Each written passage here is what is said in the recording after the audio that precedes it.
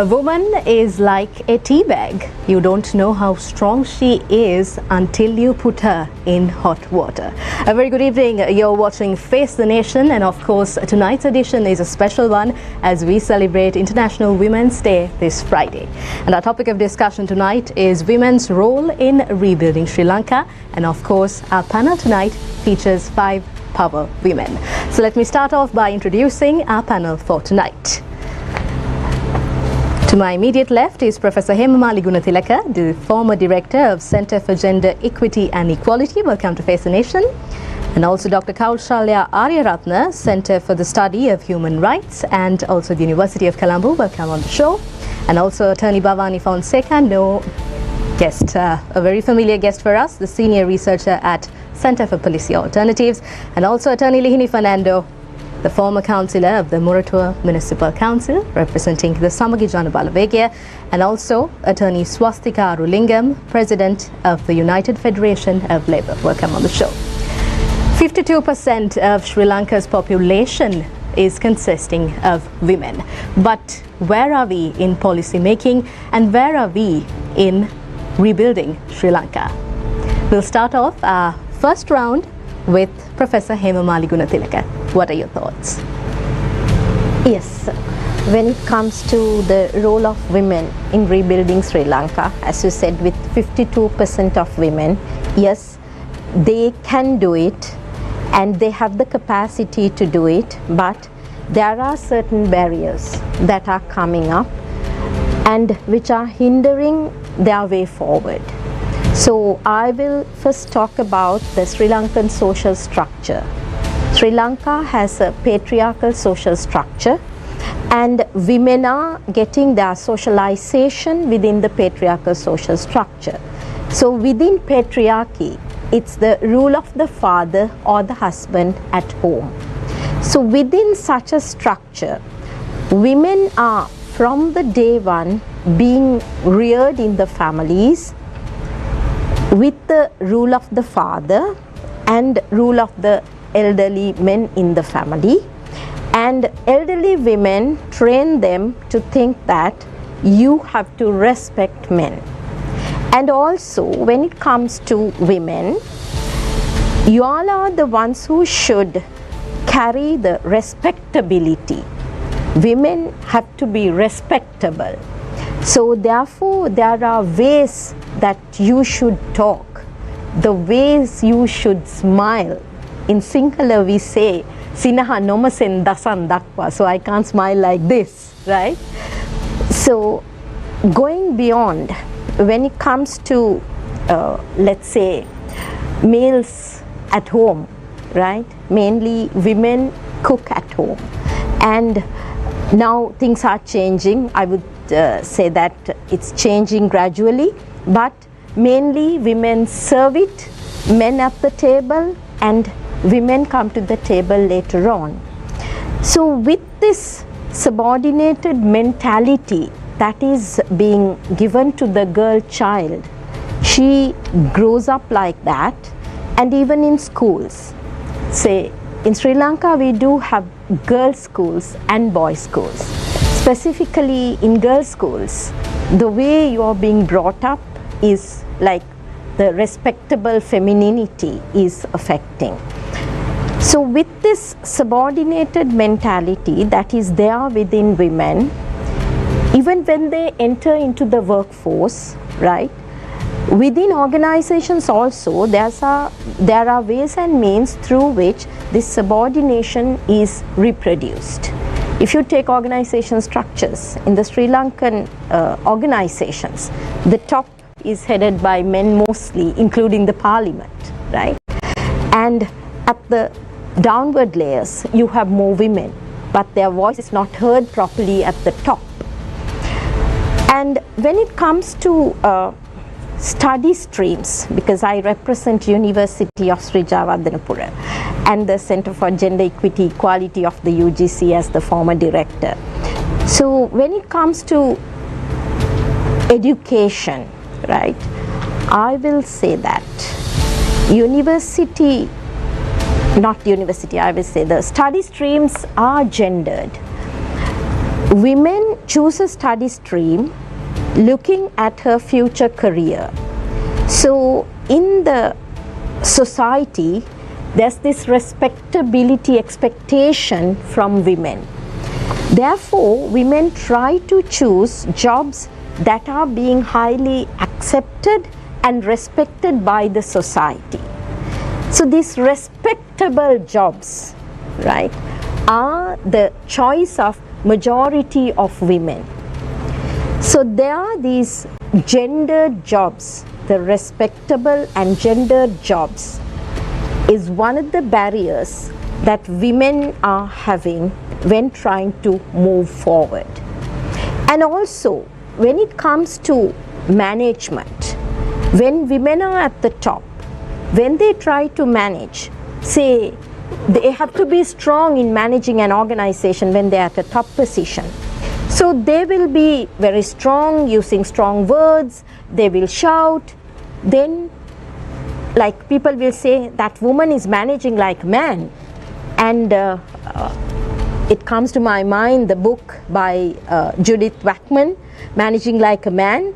There she says that when women started managing like men, they are being called as witches or bitches.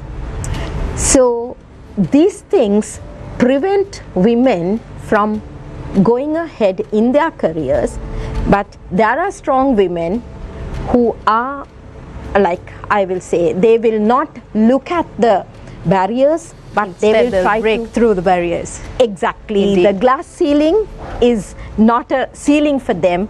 They'll go through it. Of course. So tonight we'll be talking more about all the power women. And now I'd like to move my attention to Dr. Kaushalya Ariyaratne. What are your thoughts? Where are women in 2024 in rebuilding Sri Lanka? Thank you for inviting me to this very important discussion. I think we are celebrating the 113th Women's Day now at this year. We have been talking about women's issues for 113 years, but issues are still the same or more issues now we face. One thing I want to say at the outset is that women's question should be not taken as separately to the major crisis that a society faces. We should talk about women not just because they are 52% of the population, not just because they have been historically marginalized from the system, because that they are the backbone of the economy, backbone of the country. For example, if I say the three major income that generates the foreign income to the country: apparel sector, tea industry, and migrant workers. 70-80% would be, I think, represented by women, right? So they are the true holders of this economy. But when you talk about the crisis, they are the most vulnerable also. The central bank says the poverty level has gone up in 2023 by 27% or so. So women have to do more and more unpaid care work at home. Women have been losing their jobs because of the neoliberal structural changes, of policy changes. And also women face violence more than ever because the society is very violent these days. So the crisis of the country affects women more than any other marginalized communities. Therefore, I think we should take women's question as a reflection of the larger issue of the country. I think that is why we want to discuss and analyze women's problem as a reflection of the whole crisis.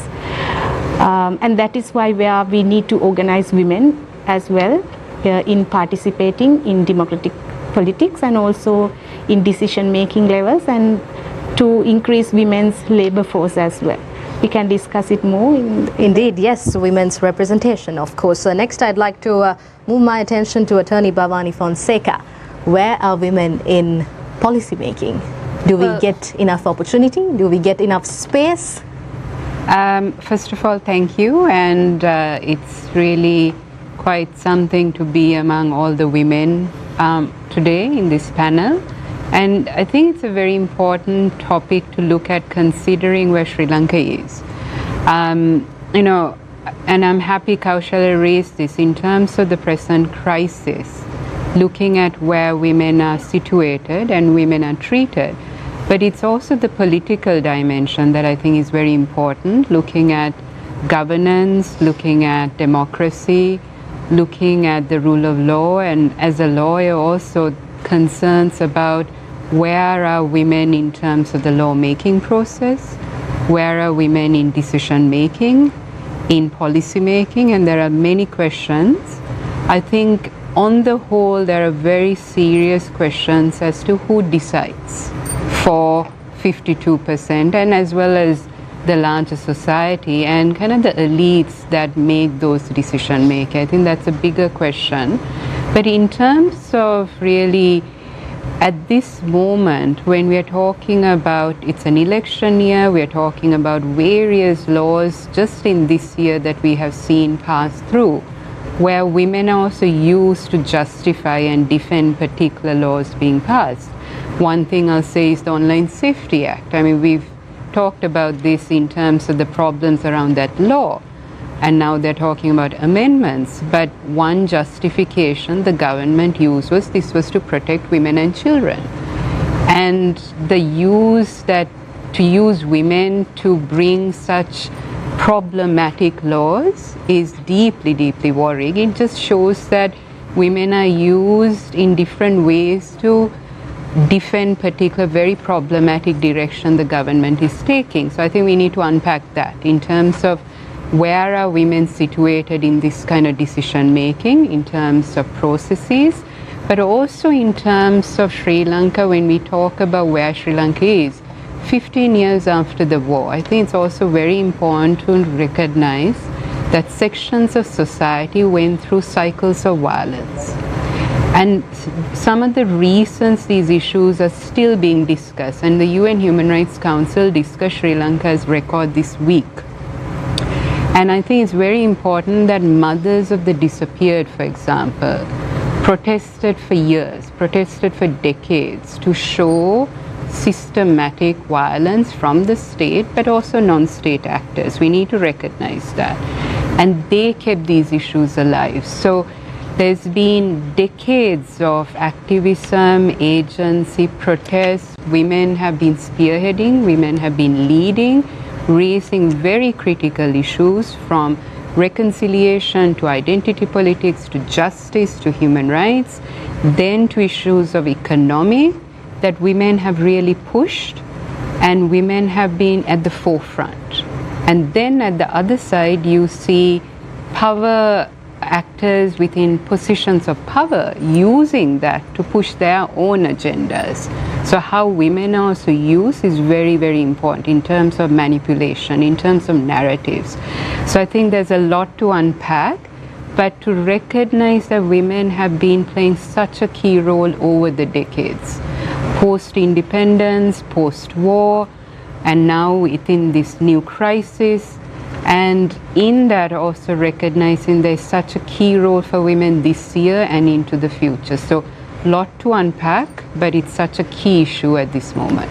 Yes, of course. And now we move our attention to Attorney Lihini Fernando, former councillor of the Moratuwa Municipal Council. What are your thoughts? Where are women in politics? Are we seeing progression when it comes to women's participation in politics or even political literacy when it comes to women? First and foremost, thank you for having me. I think it's a very interesting topic, women's role in rebuilding in Sri Lanka. And we are the 52%. If you take voters, women are 56%. But if you take women in employment, it's about 30 to 35%. So if you are talking about rebuilding the economy, what role should a woman play? Are women catalysts in changing the economy?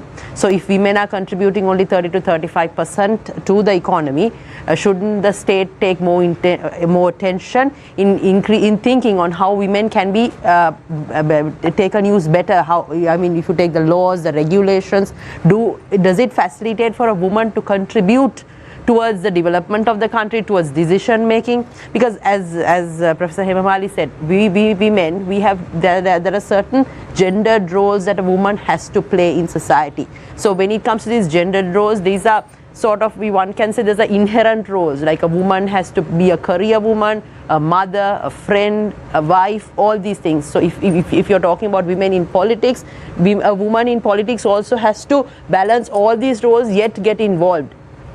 But it is difficult and it is challenging. Now if you look at Sri Lankan politics per se, women throughout the years, I would say political parties have used women as their second fiddle, I would say, for political campaigning versus giving that due representation for women. And it is a struggle, an ongoing struggle that we have. Like if you take parliamentary representation, we only have 11 out of 225, which is what, 5.6%. Local councils, yes, we have 25%. Provincial councils, we have about 1.4%. So are women represented in decision making? So if women are not represented in decision making, how is women's voice being heard? Now these issues pertaining to women, who are championing, who are talking about them? Now for example, if you take the present budget in our parliament, do we have gender sensitive budgeting in this country? So if women are 52%, if children are 25%, shouldn't the budget be structured to facilitate and to assist these particular communities? No, but nobody is talking because no one is represented.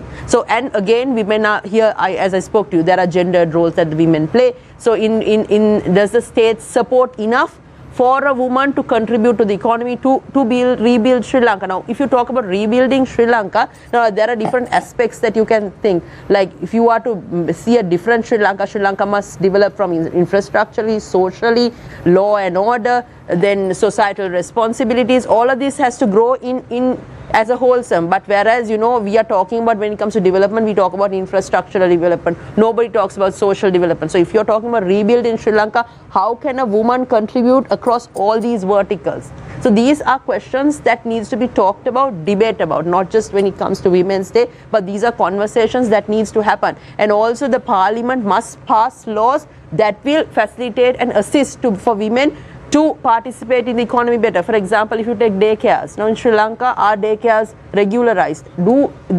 Take the women's ministry per se.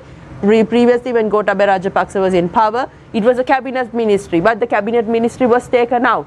And if you take the cabinet, out of the 27 ministers, only one was a woman. Out of 40 state ministers, only 2 were women back in the day. 63 secretaries, only 8 were women. So where are the women? So if women are not represented, how will women contribute towards rebuilding Sri Lanka? So these are questions, I think, you know, women no longer are items to be seen, or the second tier, and also they are not people to be used in political campaigning, but they need a seat at the table. They need to be heard in decision making, and also at parties, at exco level, everywhere. I think, you know, the sad part in this country is when it comes to women's rights and everything, all those decision making are also done by men. Men are the ones who decide what and what should be passed in favor of men, in favor of women. So we see that women's thoughts and needs, that everything is not heard.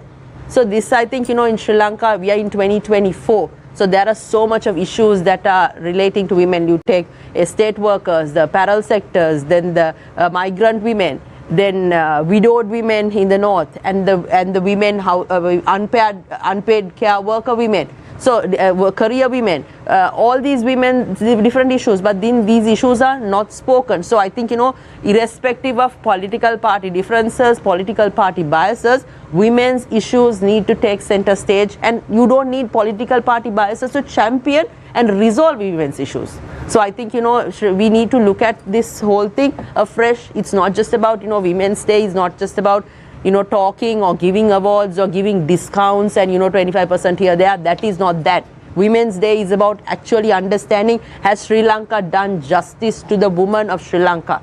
If the woman of Sri Lanka is contributing towards developing the next citizen of this country, how do we take care of her? How do we ensure that she is happy? How do we ensure that she is not marginalized? How do we ensure that she is not victimized? I mean, you take microfinancing issues in Sri Lanka. About, I think, 2.8 million women are affected. You take COVID, how many women were affected? Social problems, economic problems. Women are the ones who are bearing it. But what is the state doing about it? So these are actually, to be honest, these issues are not spoken about, and it is very saddening for we women to see outside and to see our voices not heard, not represented. So I think, you know, I think the women in this country must get together so that our issues are resolved irrespective of political party differences, and I think it is the responsibility of everybody sitting up there. Of course. And finally, Attorney Swastika Arulingam, President of the United Federation of Labour, what are your thoughts? Women and the labour force, where are we standing?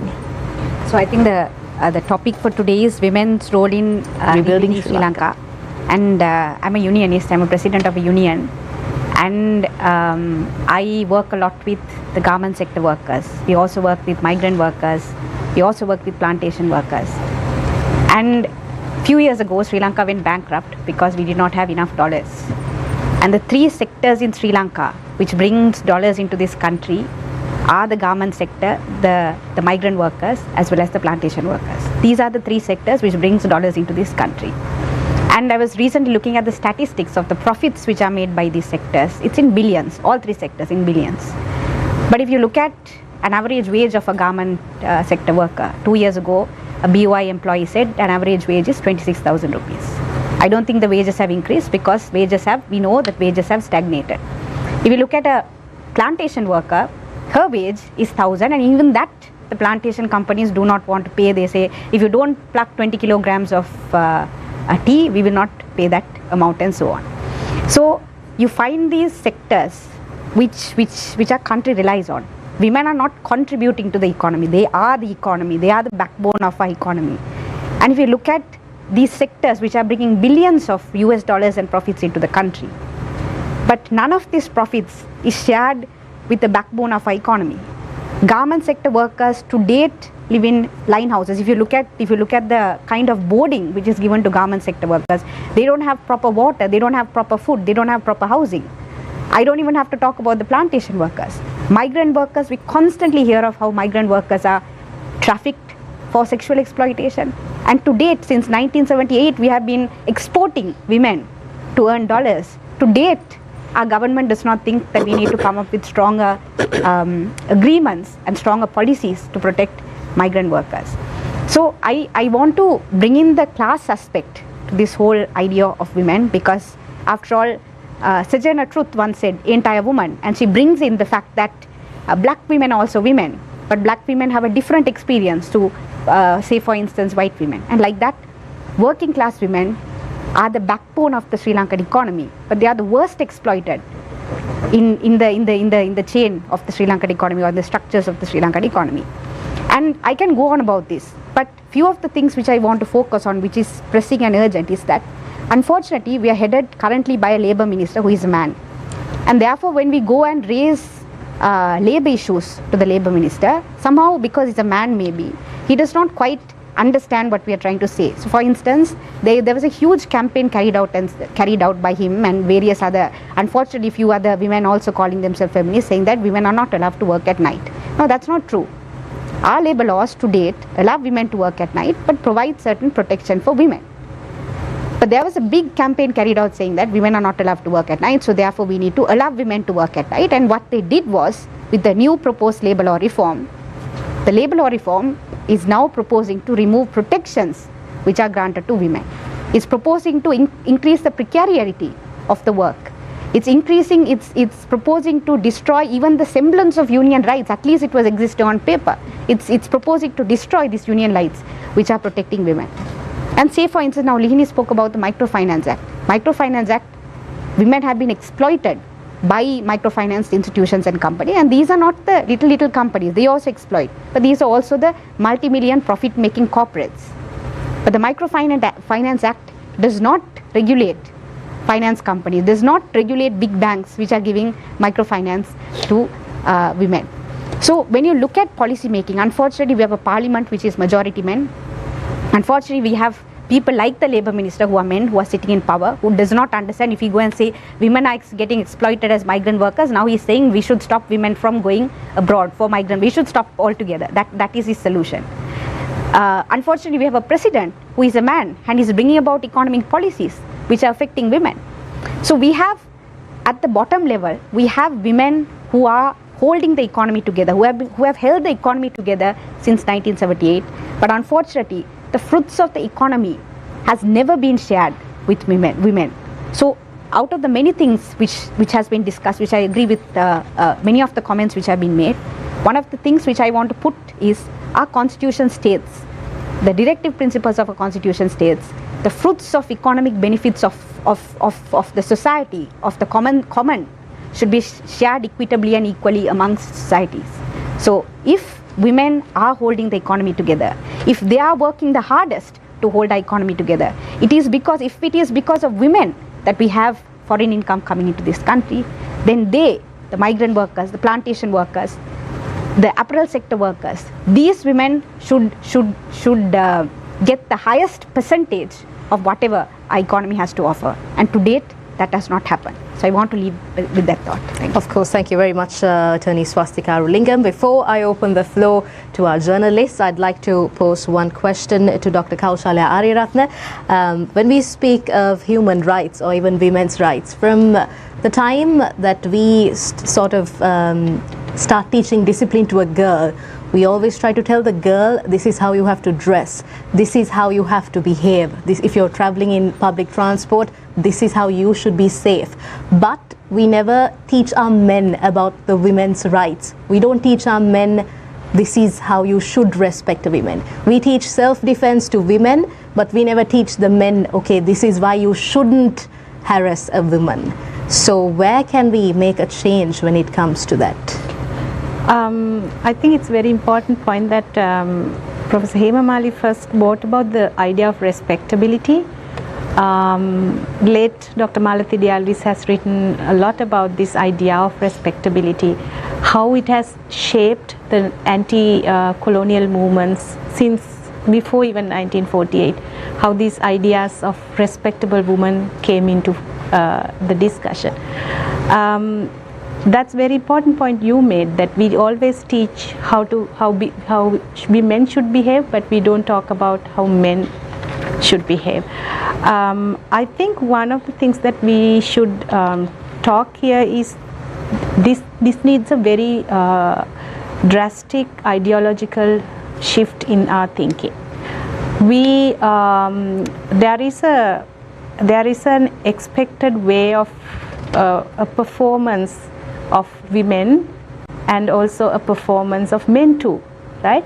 So women should be their primary responsibility should be housework, right? The gendered division of labor, and they are very much confined to house, whereas men can go and perform at the public sphere. But I think one of the things that we should start changing is our education system, where we start teaching kids about the gender roles and especially gendered labor. I heard from one of my friends that in state school, she admitted a girl child into the first grade, and they asked, so the first week is to make children more comfortable with each other. So the teachers have asked these girls to bring dolls and men to bring some work equipments to school to make play houses, right? So from childhood, from grade 1, you are being taught to perform as a woman and how to perform as a man. It affects men also, right? So I think one of the things that, as Professor mentioned, that division of this girls' school, boys' school, and disciplining kids, everything should be turned upside down, as I think, from education to the society. Because I'm attached to a university, I see there are a lot of gendered roles that are played. For example, even in ragging. I mean, ragging should be prohibited at the first place, but then even in ragging, you are supposed to play a gendered role in classroom, in teaching, right? So this is very much embedded in our thinking. So I think we should first start with the education and then move on to challenge these patriarchal systems, like in politics, in workplaces. Of course, I know that women are starting to challenge, but I think without these educational reforms, I don't think it's possible. It has to start from the bottom. Yes. I'd also like to ask Professor Hema Mali, you spoke about managing like a man at a workplace. We see that most of the time for women, there are stereotyped jobs. Like we always encourage a daughter to be a teacher or a doctor or a nurse or something like that, but we never encourage them to be to get into coding or to get into construction or anything that's, you know, hardcore. Where can we change that? Yeah, thank you very much for that question. When it comes to jobs, as I mentioned earlier, jobs are gendered. So why jobs are gendered? Because it's the societal expectation. Society expects women to do certain jobs.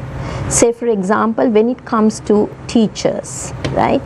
They work for about 2 p.m. and then back home, take care of the children, take care of the household chores and go ahead.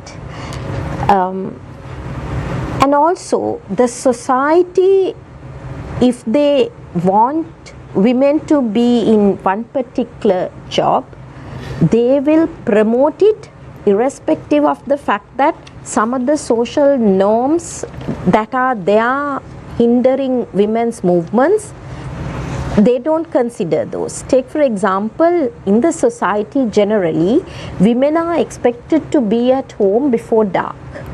But when you take the profession nursing, majority is what? It's women, because women are more caring and nurturing, sensitive.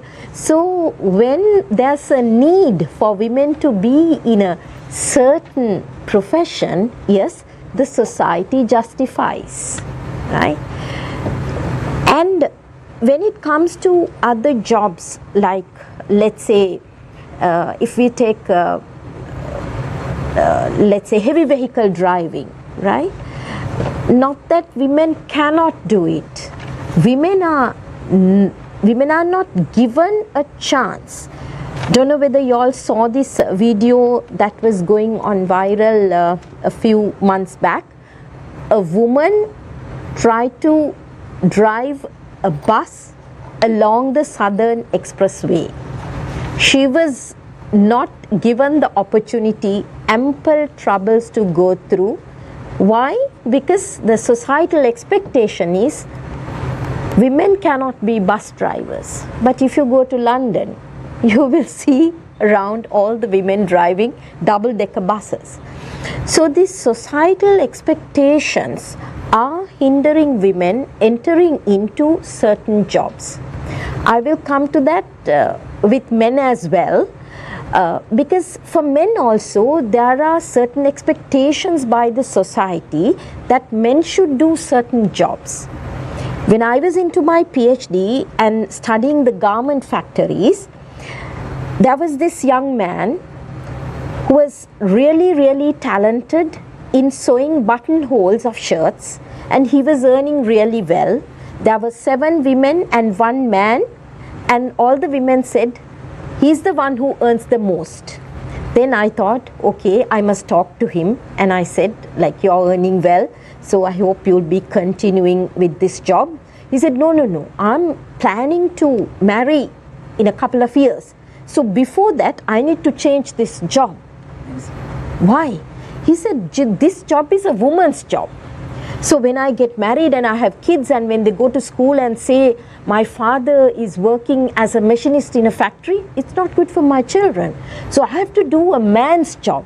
Now I'm going to learn heavy vehicle driving. So I thought, oh my God, you will be the worst heavy vehicle driver under the sun and the moon. So it affects the men as well. Gender being a social construct, it affects women as well as men, but I would say more on women. Of course, all right. Thank you very much.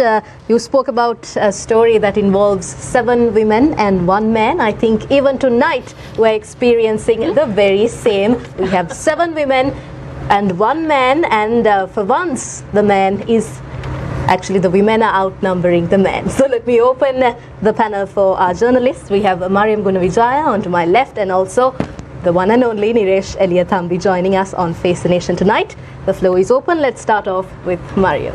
Thank you, Naveksha. Just like you said, it's very nice to be here on the table with 5 women representing 5 different fields, and Niresh and you and I representing the media as well. I'd like to, so there is this thing that I usually mention first when I speak about, when I discuss women, and I'd like to pose the question to Attorney Lihini Fernando, but I'd love for all of you all to join in. I feel like when we speak of little girls, you very rarely hear little girls say that, when I grow up one day I want to become an MP or a minister, or become the president of the country even. I think a part of it is just like Professor Hemamali said, there's stereotype, and then you tell girls that you should grow up one day and become a daughter, and a doctor, and stuff like that. It's nice to hear little girls say that, but then for them to say one day when I grow up I'm going to be a minister or the president, it's very rare. Why do you think there is something like that? Is it culture? Is it like the society that's put it into them? Or do you think that they think it's impossible for them to be like that? Because our country produced the first female prime minister, but still, the maximum I think you see little girls saying is, I want to become a businesswoman one day. But beyond that, why don't we see them in leadership roles? Why don't we see them aiming for it? Good question. I think, politics in this country is seen as a man's role versus a woman's role. It is very, Sri Lanka produced the first ever prime minister in the world, but look where are we in women representation in politics? Because if you really look at it, politics in Sri Lanka is not defined in such a way that women can get into it and thrive in it, because politics in Sri Lanka is a lifestyle. It is not considered a profession. It is not considered that you can't do it in a professional manner. It is a lifestyle. You have to be involved 24/7 in politics. So if a woman is getting into it, how can she do it?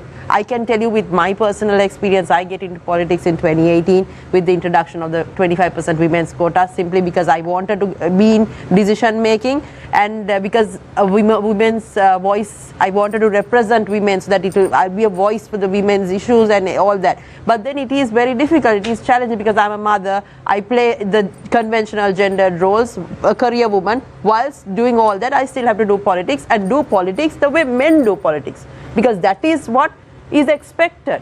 Because how our political party structures in this country, and how it functions, how the political machinery functions. So there's nothing different that a woman can come and do. You do politics this way, let the men do politics this way. No, you are measured in the same way. So it is difficult. And also politics is considered a taboo. It's not a nice thing. Politicians in this country are discarded. No one wants to get into politics. That is also because of the way how politics in this country has taken course right throughout.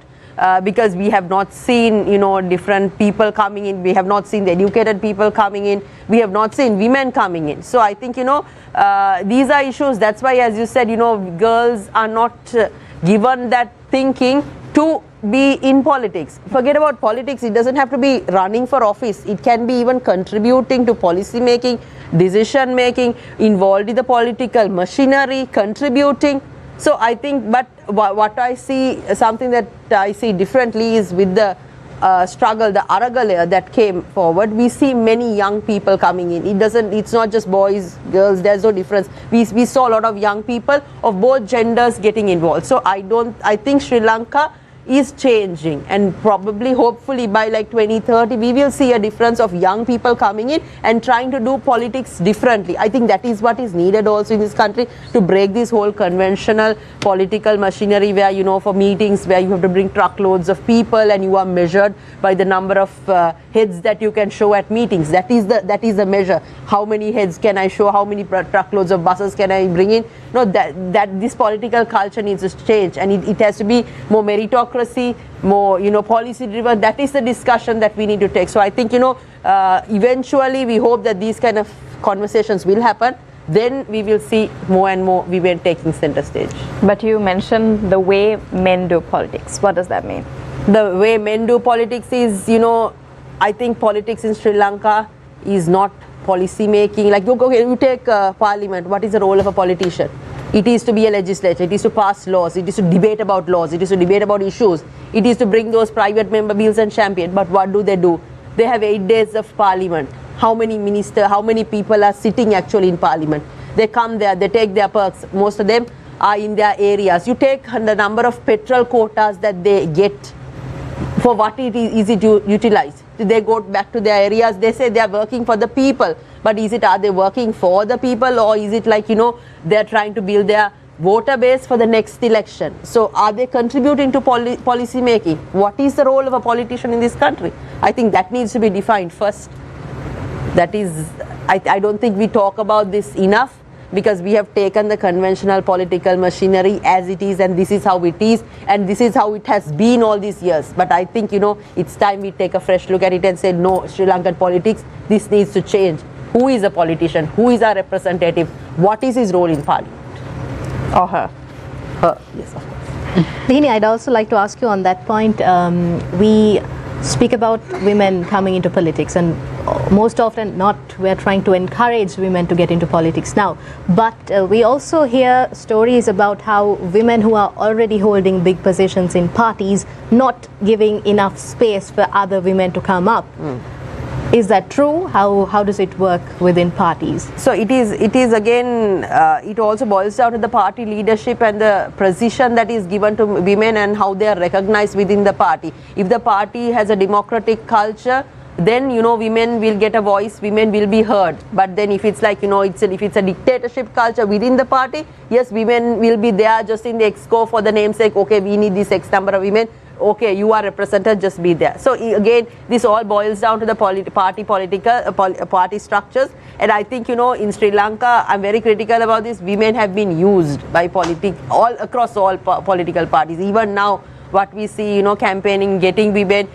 Yes, women are the change. Women needs to get involved, but they need to be used for the right reasons. They are not just objects to be used. Let's use a woman in a manner that we can protect her dignity and get her to contribute effectively to politics. That is what needs to happen. So I think if you take this discussion, political party leaders also must understand that how do we use women. And also it's not just about take the women who are in politics, it's because my husband died, I came, because I'm so-and-so's mother, so-and-so's daughter, I'm in politics. No, it's not that. It needs to be open to everybody. Any woman should be able to come. So then for that to facilitate, you need to create a level playing field also. Now, we don't have a campaign financing regulations in this country. How do we create a level playing field for women?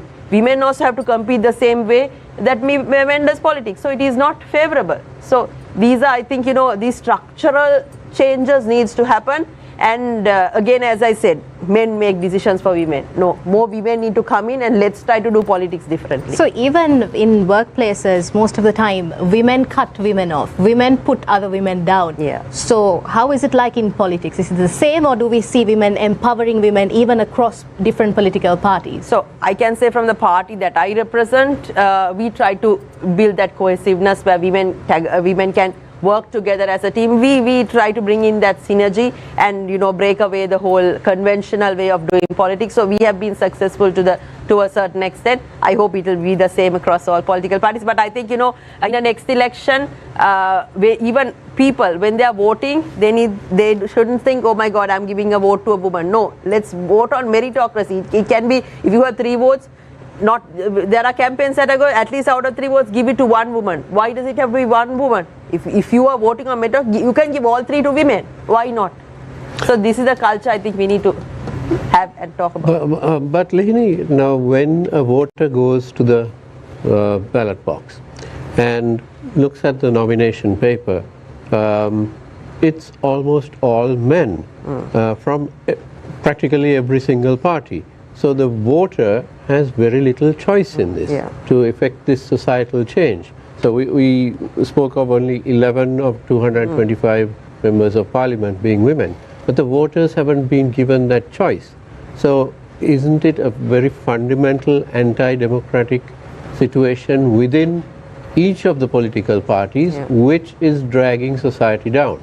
So it is two things. Women also, to put women also must come forward. So for women to come forward, it needs to be an environment for women can do politics. That is also not there in this country. And also, I'm a firm believer that this 25% quota should at least be brought in initially, the same way that they brought in for local councils. It needs to be extended for provincial councils as well as parliament. And then, you will see more, political parties will then be forced to bring in women.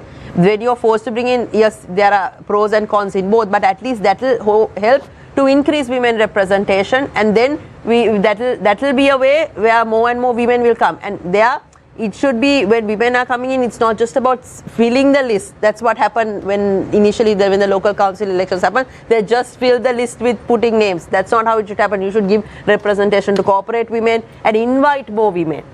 So this is a conversation that needs to take place, not just in pockets, but I think if you're talking about a progressive Sri Lanka, this is progress. Getting more gender representation, respecting the role of a woman, and respecting that women needs to be in decision-making spheres. I think all political parties need to take this fact more seriously. You mentioned corporate. Yes. So let me address Professor Hemamali here. Yes. Earlier when we were speaking, you said around 65% of undergraduates today in Sri Lanka are women. Yes. But we don't see that reflected in either the public service or the corporate sector. Yes. Why is that? What's going on? They graduate and then what happens? Yes. One thing is, as I discussed earlier, study streams are gendered. So women look for study streams where they can get into societally accepted jobs. Therefore, most of the women choose either humanities, social sciences, commerce, and so on. They don't move specifically to engineering because society expects women not to be in the field, not to work late in the night, not to travel, not to climb up in ladders in construction sites. So that is one thing. And the other thing is, it's the disparity between rural and the urban. When it comes to rural schools, not many schools are having enough facilities to offer subjects into mathematics and into biosciences. But still we know majority of the population is living in rural areas. So for rural people, and in the rural areas, majority is still women. So for them, there's only the option, there's no option. They need to study either in the arts class or in the commerce class, and ultimately they come into arts faculties, humanities, social sciences, and to management faculties. Also, when we are designing the degree programs in Sri Lanka, there's a lack of coordination between the industries and the universities. We need to look at the market needs and decide what sort of jobs we should offer. Now, we as a faculty of management, whenever we are having a revision to our curriculum, we invite people from the corporate sector, mostly our past students, alumni, to come and sit with us and tell us what the new trends in the corporate sector. So then we can design our curriculum to fit into the needs of the corporate sector. And also when it comes to women's representation in the private sector as well as in the public sector. In the private sector, there's I would say a class-based closure in selecting people for the higher levels in the corporate sector, top management levels. So when it comes to this class-based closure, I said that majority of women come from rural areas and they represent the lower social class. And another barrier is English language. We know the language of the corporate sector is not Sinhala, it's English. So language is one of the most important barriers that women, those who are coming from the rural areas, are facing when they are trying to enter into the corporate sector, and specifically when they try to come up in their career ladder. So that is another thing that hinders women from going up in the career ladder. And also, as Lihini highlighted, when it comes to women, for them to thrive, there has to be the support not only from men but also from women. But in Sri Lanka, most of the women, they don't have the awareness that women are also good leaders. They are quite capable of running organizations, even running the country. As you said, not because I am so and so's daughter or so and so's wife that I can sit at the parliament. No, because I am qualified and I have all the qualifications to become a politician. And the people believing in women's capacities, capabilities, that social attitude, that women are quite capable of managing and even making the laws, policies, they can do it, I will say, even in a better manner, because we understand the grassroots level, we understand the households much more than men. So our thinking can take the country a long way, but we need to develop awareness in the society regarding who women are, what women can do, how women can do, so that the society can change these attitudes and open the pathway for women to walk forward. Professor Hemamali, Yes. When you were giving your remarks, you mentioned that we have been told, we tell girls not to do this and not to do that, not to travel alone, not to be out at night late. I feel like a lot of these comments also come because there is this impression or perspective that is in people's minds that it's dangerous or not secure enough for girls or women to be doing this. Don't you think more than a policy change, there needs to be a cultural shift first to educate people that this is not the case, or to educate the people or the men that the women are not sure of, that this is not how it's supposed to happen? Why do you think there is a disparity like this? Yes, as I highlighted earlier, it's the society's attitude, right, that women should be at home before dark. This is because of the women's virginity. There's a very high consciousness. At marriage, you have to be a virgin, right? It is a belief in Sri Lanka. So if you are a respectable woman, then you are a virgin at marriage. For this, even the family is protecting the woman.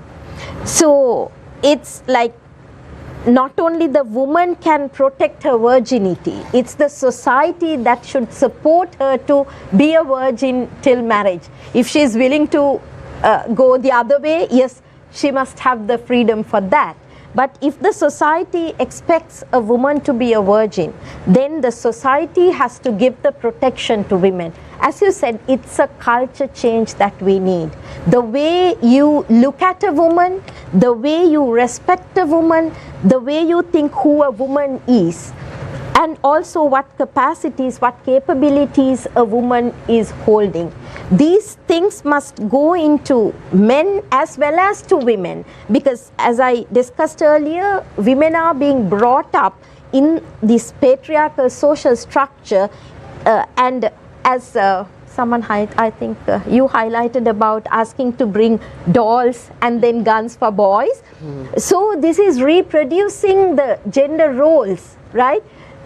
But we need to give the freedom. If the girl wants to drive a vehicle, let her drive. If the boy wants to cook, let the boy cook, right? We know, like at home, women are cooking. But if you go to all these 5-star hotels, who are the chefs? Not women, but it's all men. But at home, when it comes to the domestic gender division of labor, you can see how the male roles are and how the female roles are. For all these things, as you correctly pointed out, there has to be a culture change. So it cannot be done overnight. There has to be some sort of an intervention.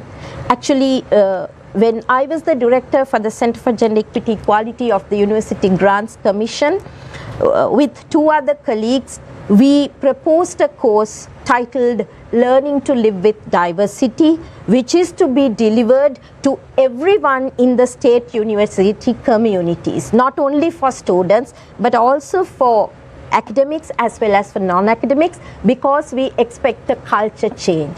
So to look at diversity and to practice inclusion, there has to be the same way of thinking to a greater extent within that community. Then only we can have a culture change. So we have to have a national level intervention for this culture change. But there is also another side to the story. We just had a conversation backstage with Dr. Kaushalya about how, you know, even public transport is not safe, because just like, you know, there is a perception that, you know, there is an issue like that and men have to be taught whatever. There are also men who, you know, try to act creepy and make the women afraid. What about that? You mentioned the education system must change, but how must it change? What can we do? Because if you can't travel in a bus, in public transport, in a three-wheeler, does it mean that women have to always, you know, drive to wherever they are? Why can't this be a normal setup where women don't have to fear to be out and they can trust the people they're with? Why do you think, is it only education? Well, I think culture is not an innocent project, right? Culture is something, it's an ideology, right? It can be enhanced or taught through education, through religion, through media. So this is how these gendered ideologies come down to the society. And culture protects the exploitation as well. For example, the unpaid care work a woman has to do as their primary gendered role can be justified by the culture, right? So culture is not an innocent project. So to change the culture, we have to change the politics of our thinking, right? So for example, now women's unpaid care work, Leni mentioned about in her early comment. Unpaid care work has been ignored by the governments throughout the history in Sri Lanka. Unpaid care work was not considered as important part of the economy. Now if you see the statistics of the Census and Statistics Department, it says that it's working women are 36%. So does that mean the rest, the 64%, does not work at home? Right? So they are like just watching TV and doing nothing? No, they work, but it's not considered as a part of the national economy. So first of all, I think we should think of a way, politically identify the care work done at home. And also then, of course, women should be encouraged to come out and do paid work as well, right? So to change the culture, I think politics is very important and the policy making is very important. Let me bring in Swastika here. On a more practical level, when it comes to late night work for women workers, what needs to be done? Is it more street lighting, policing, better transport? What is it that on a practical level needs to be done? So there are, I think, many aspects which can be done. Some of it can be done by the government, as you said, street lights, police. I mean, we are not going to change culture overnight, so we can't wait for culture to change for women to be protected. So because I'm a lawyer and also a trade unionist, I think of, okay, now what we can do to protect women. So one of the things which at one point was mooted was buses only for women, but then we were unable to secure resources, so that didn't work out. There was a period when there was like only women buses, but it didn't last for a very long time. So then some of us put forward the idea that there are certain seats allocated for women in a bus, so they can actually sit without being molested by men. Street lights help, particularly in rural places where street lights are not there and that endangers women. Police officers, yes, police officers good, but the way our police institution is handled and currently with the IGP and so on, I'm not so sure. But police force can really be sensitized in terms of gender, in terms of community policing and so on, which is not done in the country. And then when it comes to workplace, corporates can do a huge role, including supporting anti-harassment legislation in Sri Lanka. Sri Lanka is one of the many South Asian countries, I believe. I mean, India has an anti-harassment legislation. We do not have a workplace anti-harassment legislation in Sri Lanka, and corporates have been blocking anti-harassment legislation from being passed in Sri Lanka. So we don't have a sexual or an anti-harassment, workplace anti-harassment legislation in Sri Lanka. So corporates can play a huge role in terms of protecting women, in providing transport, in promoting a culture of anti-harassment within the workplace, and encouraging women to come together in unions to be able to bargain. Because one of the point of strengths inside the workplace is when women come together, and the only point where women can come together legally is through unions. But corporates in Sri Lanka maintain a very strict anti-union policy. Yes, of course, in law you have a right to unionize, even in the constitution you have a right to unionize, but on the ground women are dismissed on a regular basis for even attempting to form a union inside a workplace. So these are many things which corporates can do in terms of changing their practices and culture. But just adding few more things, because we are talking about what practical things can be done and what workplace. We were also talking about care work. There is a huge turnover of women, particularly when it comes to when women get married, when women have children and so on.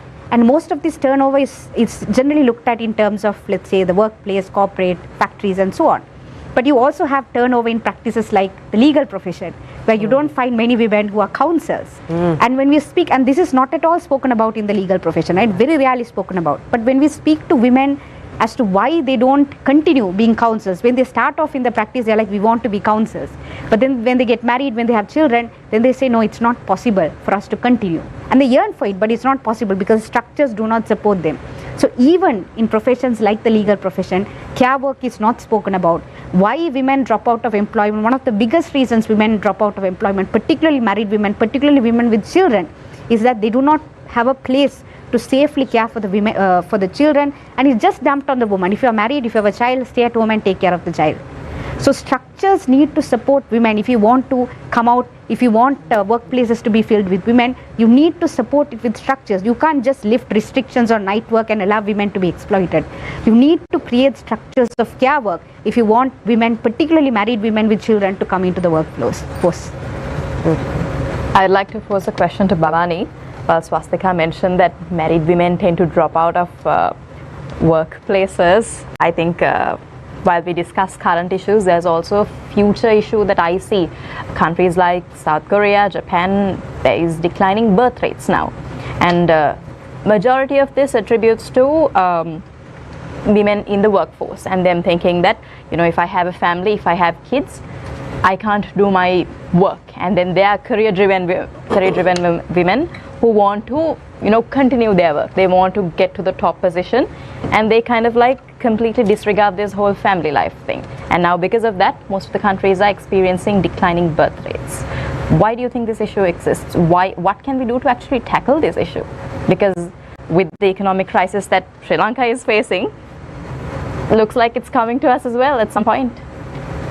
I think there is also one of the issues, I'm just keeping it broad as well, one of the things we also haven't spoke about is the brain drain. So we're not just going to face just one issue, we're going to have multiple issues. And just listening to my fellow panelists, I think one aspect that we also need to recognize is that we don't always have this environment where when a woman achieves something, there isn't really that space for recognition and support as well.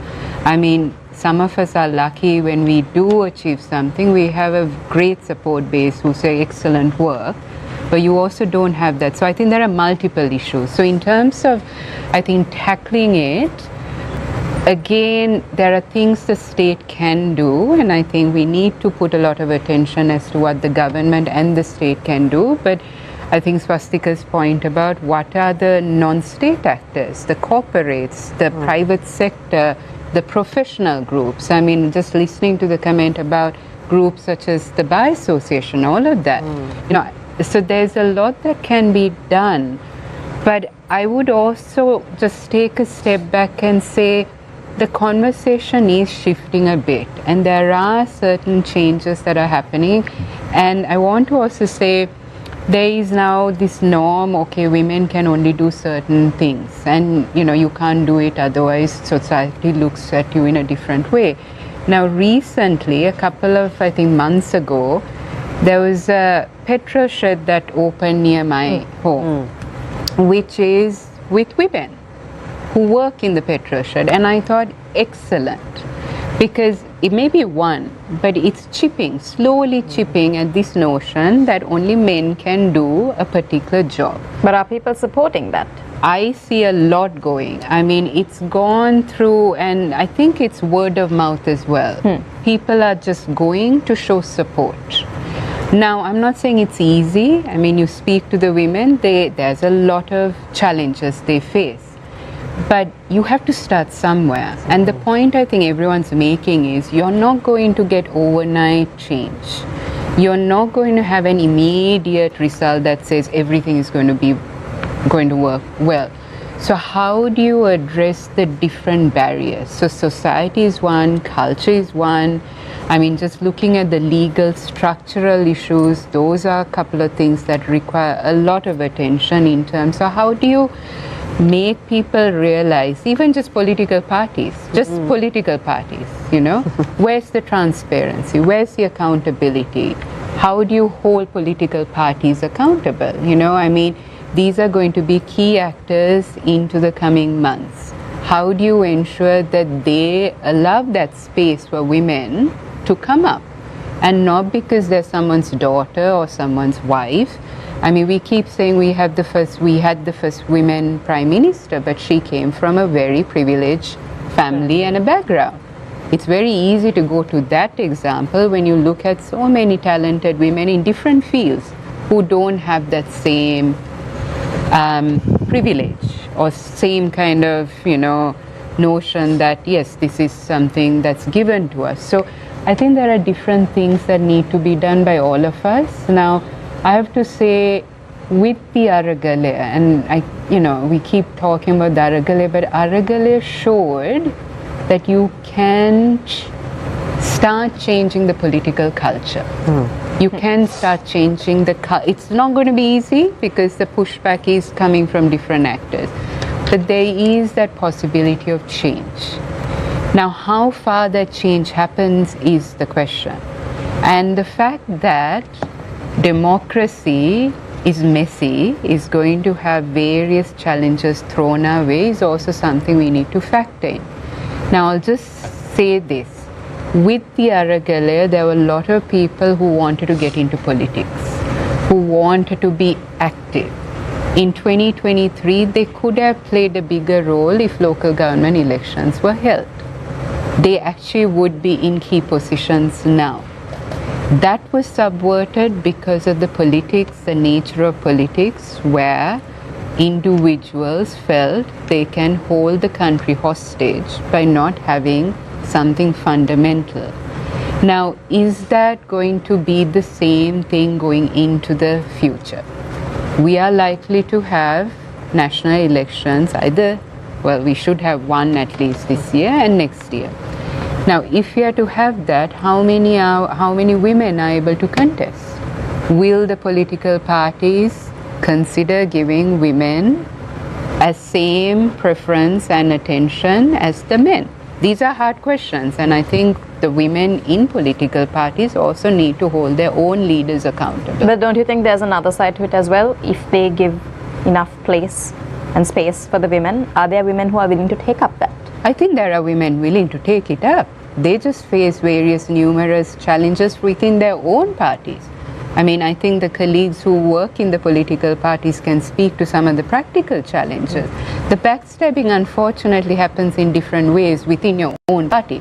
That's the unfortunate thing. So I agree there needs to be quotas that get women to the forefront so that you have a system in place where women are able to say this is our rightful place and we are able to voice and do what is needed. So accountability needs not just to be on the government, but it needs to be on different actors, including political parties. But The point I'm saying here is change was seen as possible in 2022. 2023, for various factors, that was stopped. Even the judiciary who tried to push back was pushed back by the executive arm. So you have to have a change in the entire system, entire culture. So this year, next year are going to be those key years. Are women going to be given their due place? Are they going to be given the opportunities they should be given?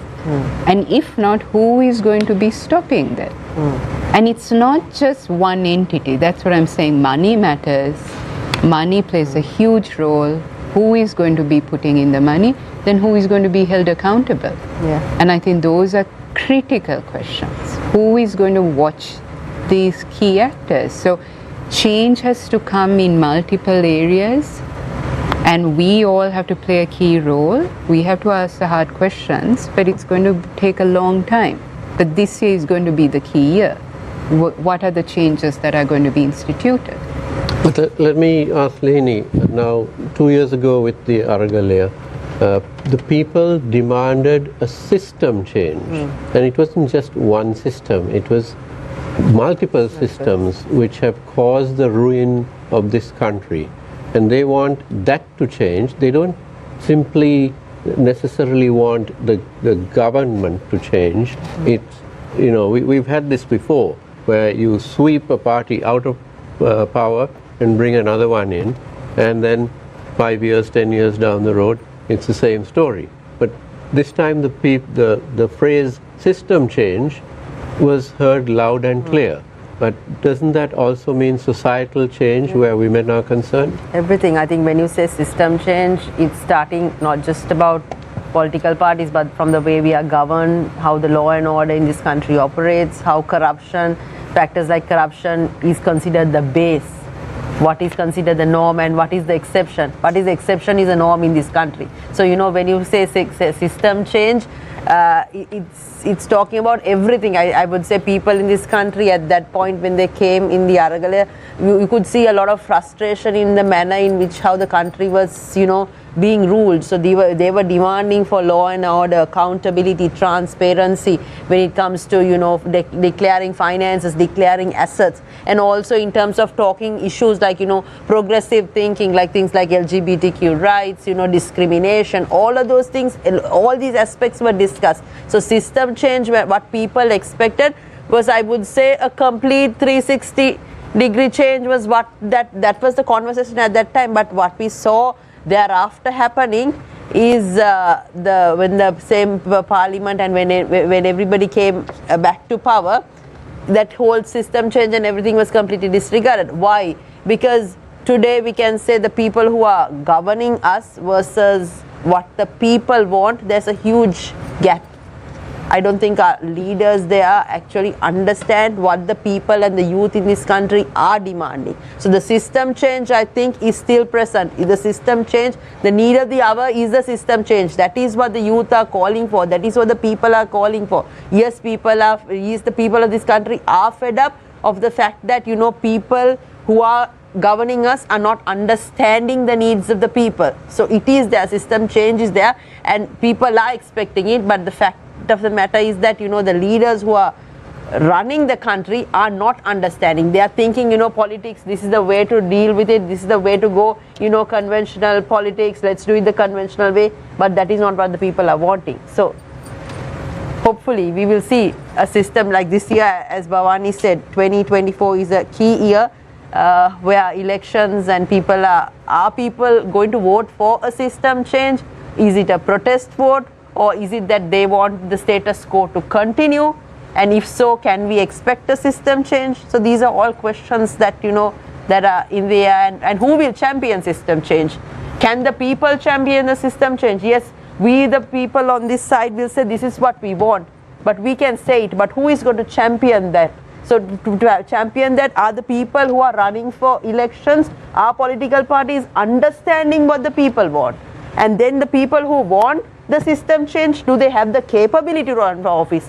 Because if you take the Sri Lankan electoral system, how difficult it is to run for election, what a lot of money you need. You need at least to get elected to parliament, you need, like from Colombo district, you need a minimum of about 50 to 75 million. Now who has the money? People who are crying for system change, do they have the money to canvass, go for an election of that nature? So then is this system change a dream and not a reality? So what I would say is the political parties in this country also understand. They also understand what the people want, but they are very, I would say, they're very comfortable in their particular positions, and they want to make sure that power is secured within those blocks, and either you or me, let's change it. But then they can bring in rules if they want system. They can bring in campaign finance regulations. They can make asset declarations mandatory.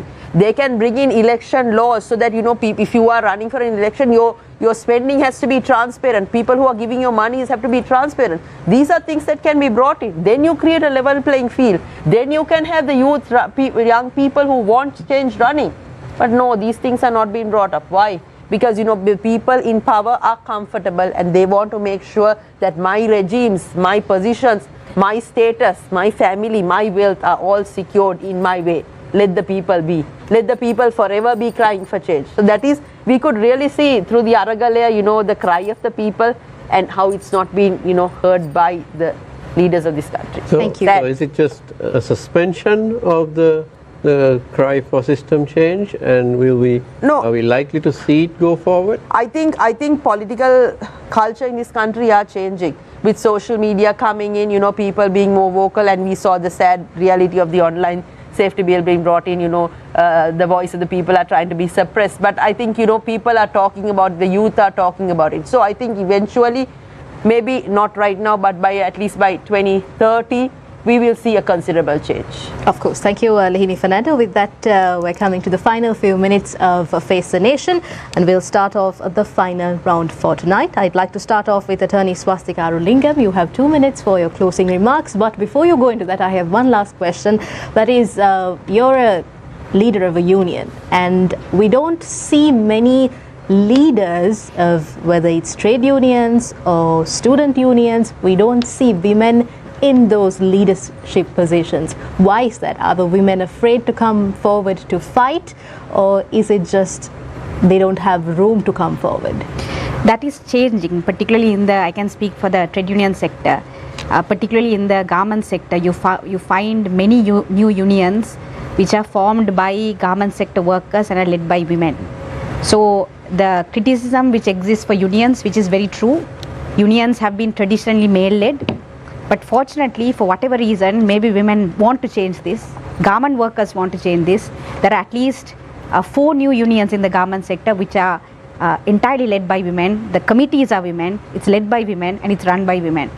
And what is not happening, however, is both the traditional unions as well as the corporate in the garment sector, for instance, do not recognize these women-led unions, do not recognize these women-led unions when we go into bargaining, do not even recognize them as unions, and they come up with all kind of slanders against these unions.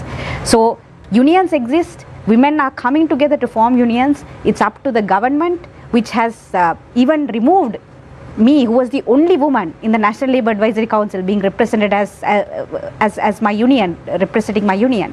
So it is up to the government, it is up to the corporates, and it is up to the traditional unions to recognize these new women-led unions and women leaders in the trade union movement who are coming forward to lead women workers. So that's the answer to your question. Of course, thank you. You can go ahead with your closing. I just wanted to you mentioned this very interesting phase. You said, is the system change suspended, right? And what is interesting is that we think that we have lost the people who are very actively, like all of us were very actively involved in all of us were involved. And we think we have lost because, the struggle, the active struggle is over.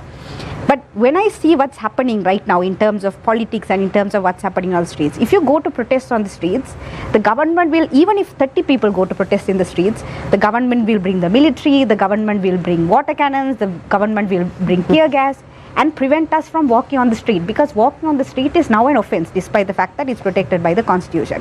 So there's an overreaction by the government when they see 30 people on the streets protesting. Similarly, there's an overreaction by the institutional structure of the state when it comes to the laws. People protested, now they are bringing an anti-terror legislation which is making protesting an act of terror. They have brought the Online Safety Act which is making speaking online an offence. They are bringing labour law reforms which are going to break organised labour. So you find, and I can go on, so you find the government policy-wise completely terrified of the fact that people will rise again against the absolute economic and political repression which is happening on the ground. So until we see the government acting like this, until we see the government terrified, I don't think anyone in this country has to be afraid that system change and the demand for the call for the system change is suspended in this country. That is one point. The second point is, it's great that on Women's Day on this panel we have a majority of women, but there's a very interesting way women are looked at. If it comes to child raising or women's rights or sexual harassment, women are invited to the panel. But when it comes to state security, or when it comes to the economy, or when it comes to, let's say, labour law reforms, suddenly women are not invited and working women are not invited. I see a group of men speaking about the economy. I see a group of men speaking about state protection. As if women are not affected by state protection, as if we are not affected by the economy, as if we are not working in the plantations, the factories and in foreign countries. So the media also has a responsibility. When you call for a panel, when you think it's not traditionally relevant to women, it's not about child raising. I'm not for one moment disregarding child raising. Of course, we have to speak about it because we have a womb, so we have to speak about it. But even when it comes to topics like the economy, state protection, terrorism, you name it, whatever. I can name, right now sitting in this table, I can name women for every single issue which you have brought to this panel where you have thought women are not important enough to be in that panel. So this is also a call to creating ideas, to creating ideas in society that women are there everywhere. As I said, women are the backbone of the economy. Women are the backbone of building Sri Lanka. So if you want to change that, then you have to start recognizing that women are in every sector, and you need to start bringing women into every sector in terms of panels, in terms of discussion, in terms of policy making. And I think the media also has a huge role to play in this. Thank you. Thank you, Swastika Arulingam. However, we always try to include women on this panel. I was talking in general. In almost all our programs here on News First, we always try to give equal importance to both genders. Thank you very much. And next we move on to Attorney Lihini Fernando. Maybe I might be being a bit biased, but I like to say this. It will be a woman who will build Sri Lanka. I want to say this because I think, when it comes to women, women are the people, women have the capability of looking at issues in a holistic perspective. When it comes to corruption, I'd like to say that if there are more women, women who are brought in with meritocracy, if there are more women in the table, that we will be able to bring corruption in this country down. I think even the economy, looking at issues, resolving problems, I think women will be bringing a different perspective. So I'd like to say to the people watching this, make sure you elect more women. Because I think Sri Lanka, it's enough that we've been led by men. I'm sorry, it's so many years, and I think the men have failed. And I think, more and more women need to come into governance. And yes, even if your political parties are not giving you that place, please fight for your rights. We women, we are not just champions in the house. Yes, we play multiple roles. We balance, we multitask. We are career women, we manage the house. Why can't we manage the country? It's not a case of us being given our due place. We demand for it. And I think leaders, political party leaders watching this must give women that place. It's not a case of, you are who's who. Let's run this country with meritocracy. It's enough that, these people of this country have been taken for granted. And I think if women, for example, let's take the corporate sector. You see so many women running. Why can't in politics, in governance, there be more women? Why do politics have to be men only? Why does that parliament have to have only men? Why are our voters only voting for men? If you have a list, why can't you go, if you're 3 votes, give it to 3 women? People in this country also must, think about it at the next election. If 2024 is if we have a general election, I'd like to urge more women. Say if you don't have money to come in, but just come and run. If you don't stand up for change, if we don't stand up for change, we will not achieve change. It's women also. There's a responsibility for women watching, responsibility for women in this country also to take center stage. Because if our issues are not being heard and talked about, we are also to be blamed, because we can't expect men to resolve our problems. If we are not getting into decision making spheres, we can't expect our problems to be resolved. So I think, it's enough that we ask men to do it for us. Let's get into it. And women must support women, be it politics, be it any industry. Women must not cut down women. You shouldn't see women as competition. Let's get together and let's be a supportive arm to the others, be it politics. I see, one other thing is, women are the people who cut women. If we did it, let's change it. Because I'd like to say that Sri Lanka can only be built by women, and it will be a woman who will build this country. All right, thank you, Attorney Lihini Fernando. And now we move on to Attorney Bhavani Fonseca. So I think I want to end on a positive note in terms of that people, and including women, have made, I think, quite a significant change. The fact that we have pushed back on repressive laws, some have got passed despite our attempts, and the fact that we have a very insecure government who, as quite rightly pointed out, any protest, any whiff of a protest, there's more police out there than actually protesters, is that people are making a difference. And I think that's very important to show that people's power, used peacefully, used democratically, has an impact. And the fact that we are likely to see more repressive laws, more backhanded ways of undermining the Constitution, more ways of undermining institutions that should be a check on executive power, such as the Constitutional Council, where an IGP who's accused of torture is appointed, is very worrying in this country, where thousands, tens and thousands of people came out for a change. In 2022, that energy, I think, still remains. People are still demanding. The fact that people are challenging these appointments in the Supreme Court shows that people still have hope. Democracy hasn't died down, but we are just facing more and more setbacks. We are facing more and more challenges. So I think we also have to be creative in fighting back. We have to be resilient, and that's why in my opening remarks said we have to recognize the role women have played in terms of keeping issues alive.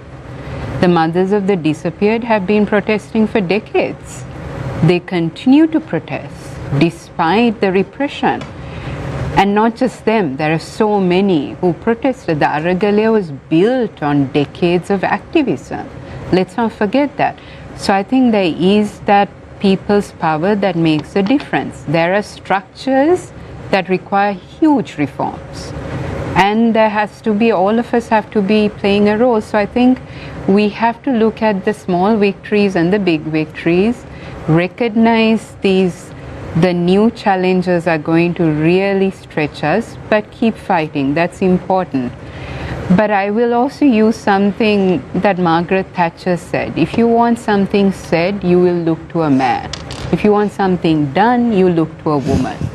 And I think Sri Lanka, in the many battles, you have to recognize, while there are many, many challenges and setbacks, women have kept at it, persisted at it, raising issues, not just women on Women's Day or the week when Women's Day is celebrated, but constantly. I mean, the many legal, structural issues, the many issues of impunity, women are at the forefront. So I will say women will, I think, be at the forefront. Men will try to rob us of that, but we need to keep pushing back.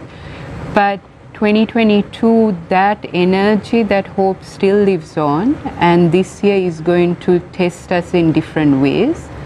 But hopefully, and here I'm maybe the optimist here, is that we can keep chipping at it. and hopefully make a difference. So thank you. Thank you, Attorney Bhavani Fonseca. And now we'd like to move our attention to Dr. Kaushalya Ariyaratne. Thank you. I would like to end in my comments with two important points.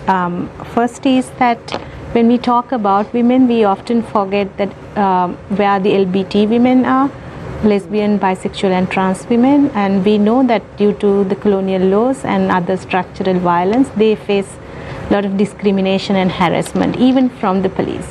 So when we talk about women, I think we should be very much inclusive of all the women, all spectrums, and also like non-binary women also. That's one thing I want to end up with. And also the other thing, since we talked about women in politics, I would like to add that political parties have a huge responsibility to change this pattern.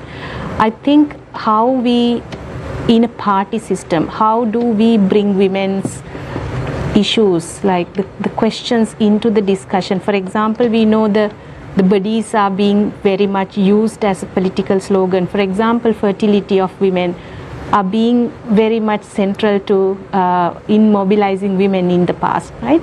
So how do we make sure that we break this and we break this cycle, and rather we talk about being personal is the political? How do we bring that discussion into women's mobilization?